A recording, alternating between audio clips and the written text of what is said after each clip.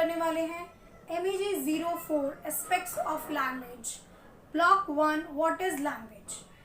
Block 1 में actually 4 units हैं, जिसमें से हम यूनिट 1 के बारे में आज बात करेंगे, जो कि है द नेचर ऑफ लैंग्वेज। इस वीडियो में मैं आपको बताने वाली हूँ इसके डेफिनेशंस के बारे में, लैंग्वेज, इसका इंट्रोडक्शन, थ्योरीज जो ओरिजिनेट हुई थी, और ह्यूमन लैंग्वेज के कैरेक्टरिस्टिक्स के बारे में। गाइस, अभी तक आपने चैनल को सब्सक्राइब नहीं किया है तो please subscribe the channel and press the bell icon. तो ज़्यादा टाइम ना लेते हुए शुरू करते हैं आज की वीडियो को। सबसे पहले बात करते हैं इसके इंट्रोडक्शन के बारे में। According to Hockett 1958, language is the most valuable single position of human race. Hockett ने 1958 में ये बताया था कि ह्यूमन स्केल जो लैंग्वेज है सबसे ज़्यादा वैल्यूएबल चीज़ है ह्यूमन रेस के लिए। हर इंसान लैंग्वेज का यूज़ करता है अपनी बात को जाहिर करने के लिए, बातचीत करने के लिए, कम्युनिकेशन के लिए। इंसान इसी वजह से है क्योंकि वो लैंग्वेज का यूज़ करता है। सोचिए, अगर हमारी ज़िंदगी में लैंग्वेज ना होती तो कैसे होता। हम ना किसी से बात कर पाते, ना कुछ बोल पाते। तो जो लैंग्वेज है वो बहुत ही ज़्यादा इम्पॉर्टेंट है। बिना लैंग्वेज के हमारी लाइफ बहुत ही ज़्यादा डिफ़िकल्ट हो जाती। और लेकिन जो इंसान है वो इस चीज़ को ज़्यादा इम्पोर्टेंस नहीं देते, वो उसे ग्रांटेडली लेते हैं। लेकिन लैंग्वेज जो है वो ह्यूमन रेस का एक बहुत ही इम्पॉर्टेंट पार्ट है। तो ये था इसका इंट्रोडक्शन जो कि हॉकेट ने बताया था। अब बात करते हैं लैंग्वेज की। The word language has been derived from Latin word lingua meaning tongue. जो वर्ड लैंग्वेज है ये लैटिन वर्ड लिंगुआ से डिराइव किया गया था, जिसका मतलब है टंग। क्योंकि जब भी हम बात करते हैं तो हमारी जो टंग है वो उसमें इन्वॉल्व होती है, मूव करती है। बिना टंग के हम बात नहीं कर सकते, इवन बोल भी नहीं सकते। तो इसके जो कुछ डेफिनेशंस है वो अलग अलग टाइम पे लोगों ने दी थी।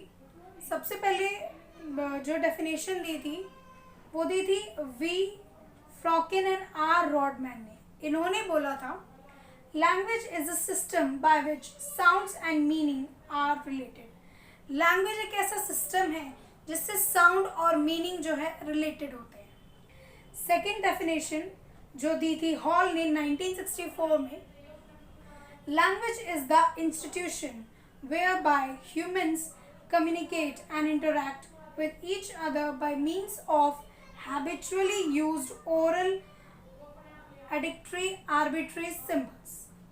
तो हॉल ने ये बोला था जो लैंग्वेज है वो एक इंस्टीट्यूशन है जिसमें ह्यूमंस आपस में बातचीत करते हैं, कम्युनिकेट करते हैं कुछ साइंस का यूज़ करके, यानी कुछ सिंबल्स या साइंस का यूज़ करके वो आपस में कम्युनिकेट करते हैं, बातचीत करते हैं। तो इसकी जो थर्ड डेफिनेशन थी वो दी थी ऑक्सफोर्ड डिक्शनरी ने 1989 में। Language is a system of sounds, words, patterns etcetera used by humans to communicate thoughts and feelings. यानी लैंग्वेज एक साउंड का सिस्टम है, वर्ड्स का, पैटर्न्स का, इन सब का एक सिस्टम है जिसके थ्रू जो ह्यूमन बीइंग है वो अपने थॉट्स और अपने फीलिंग्स को कन्वे करता है, कम्युनिकेट करता है। इसके अलावा और भी काफ़ी सारी डेफिनेशंस है जो आप यूज़ कर सकते हैं, जो भी आपको इजी लगे आप वो यूज़ कर सकते हैं। तो ये थे डेफिनेशंस। अब चलते हैं इसकी थ्योरीज की तरफ। First theory, the divine source theory. According to this theory, language has been provided to humans by a divine source, God. Example, Hindus goddess Saraswati.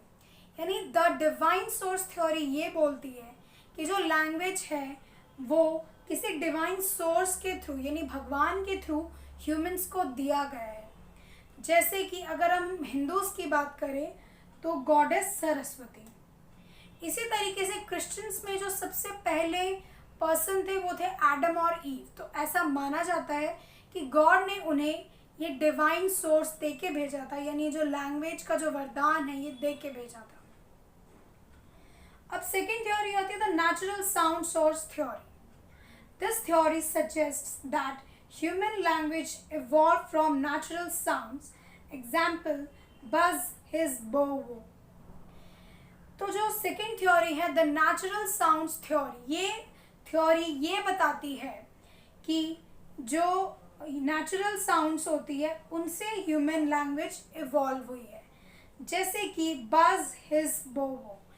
इसी से रिलेटेड दो न्यू थ्योरीज ओरिजिन होती हैं, जो कि है बोवो थ्योरी और यो हीव हो थ्योरी। अब बात करते हैं पहले थर्ड थ्योरी के बारे में, जो कि है bow wow theory. It suggest that formation of words by imitating natural sounds. ये थ्योरी ये बताती है कि जब हम नेचुरल साउंड्स को इमिटेट करते हैं तो उससे वर्ड्स का फॉर्मेशन होता है। अब एग्जाम्पल एक ले लेते हैं हम, जैसे कि इस थ्योरी के अगेंस्ट में एक आर्ग्यूमेंट भी आया था। जैसे कि इंग्लिश में अगर जो मुर्गा होता है वो बांग देता है तो इंग्लिश में उसे कहा जाता है कुक अ डॉडल डू, इंग्लिश में। हिंदी में उसे कुकड़ू कू कहा जाता है और जर्मन में उसे किरिक्री कहा जाता है। तो ये तीनों जो है ये अलग अलग हैं। तो ये जो थ्योरी है बोवो थ्योरी, ये यहाँ पर गलत साबित। जो थ्योरी आती है वो है yo heave ho theory. The language evolve from the sounds made by person in physical efforts, example grunts, groans, where etcetera. तो यो हीव हो थ्योरी के अकॉर्डिंग जो लैंग्वेज है वो तब डेवलप होती है जब एक पर्सन फिजिकल एफर्ट्स से साउंड निकालता है, जैसे कि ग्रंट्स यानी खर्राटे लेना, ग्रॉन यानी कर्राना, और स्वेयर यानी कसम या शपथ लेना। अब इसके बाद नेक्स्ट थ्योरी आती है the pooh pooh theory. In 1871 Charles Darwin given this theory. According to him, language developed from instinctive cries that human made to express emotions, fear, anger, pain, pleasure, etc. The poo poo theory. इससे हम एक बचपन में cartoon आता था पू नाम का, उस नाम से हम इसे याद रख सकते हैं। तो 1871 में चार्ल्स डार्विन ने ये थ्योरी दी थी। उन्होंने इस थ्योरी में ये बताया था कि लैंग्वेज जब डेवलप होती है, जब हम जो ह्यूमन बींग्स हैं वो क्राइज निकालते हैं अपने इमोशंस को एक्सप्रेस करने के लिए, जैसे कि फियर यानी डरना, एंगर यानी गुस्सा करना, पेन यानी दर्द होना, और प्लेजर यानी खुशी होना। जब इन सब चीज़ों को यानी सारे इमोशंस को जब हम एक्सप्रेस करते हैं तो उससे जो लैंग्वेज है वो डेवलप होती है। उसके बाद लास्ट थ्योरी आती है द डिंग डोंग थ्योरी। ये थ्योरी दी थी मैक्स मुलर, जो कि चार्ल्स डार्विन के टाइम के ही उनके कंटेम्प्रेरी थे, यानी सेम एज के थे। According to him there is a mysterious correspondence between sounds and meanings. वो ये कहते थे इस थ्योरी के अकॉर्डिंग कि जो साउंड्स होते हैं और उनका मीनिंग होता है, उनका एक कॉरेस्पॉन्डेंस होता है, बीच में उनके कनेक्शन होता है। ठीक है। और क्या कहती है थ्योरी कि factual information and convey commands, यानी लैंग्वेज कब डेवलप होती है, जब हम कोई इंफॉर्मेशन देते हैं या किसी को कोई कमांड देते हैं। Expression of thoughts, emotion and feelings through our senses, जब हम अपने सेंसेस के थ्रू या फिर अपने एक्सप्रेशंस को, अपने थॉट्स, अपने ख्याल, अपने इमोशंस, फीलिंग्स को जाहिर करते हैं, तब लैंग्वेज डेवलप होती है। Social circle like talk to a friend, जब हम अपने किसी सोशल सर्कल को बढ़ाते हैं, यानी अपने किसी फ्रेंड से बात करते हैं, तो उसमें भी जो लैंग्वेज है उसका बहुत बड़ा रोल होता है।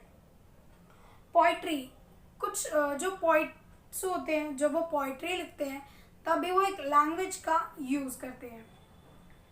To relieve nervous tension, not to talk can have psychological problems. अपने नर्वस टेंशन को रिलीज करने के लिए, यानी अगर हम किसी टेंशन में हैं, किसी स्ट्रेस में हैं, तो अगर वो बात हम अपने फैमिली से या अपने फ्रेंड से शेयर करते हैं तो हम काफ़ी हल्का महसूस करते हैं, ऐसा लगता है कि टेंशन ख़त्म हो गई है। तो ये नर्वस टेंशन को रिलीज़ करने में भी काफ़ी मदद करता है।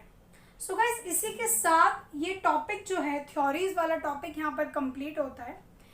मैं इसमें कैरेक्टरिस्टिक्स भी डालने वाली थी इस वीडियो में, बट कैरेक्टरिस्टिक्स के बाद ये वीडियो जो है वो काफ़ी लंबा हो जाएगा, तो इसके जो कैरेक्टरिस्टिक्स है वो हम नेक्स्ट वीडियो में डिस्कस करेंगे। तो इसी के साथ ये वीडियो यहाँ पे समाप्त होता है। आई होप आपको ये वीडियो समझ में आया होगा और ये कॉन्सेप्ट आपका क्लियर हुआ होगा। अगर वीडियो अच्छा लगा तो चैनल को सब्सक्राइब, लाइक एंड शेयर करें। One more thing, keep smiling, keep learning, keep growing, never stop learning because life never stop teaching. Thanks for watching.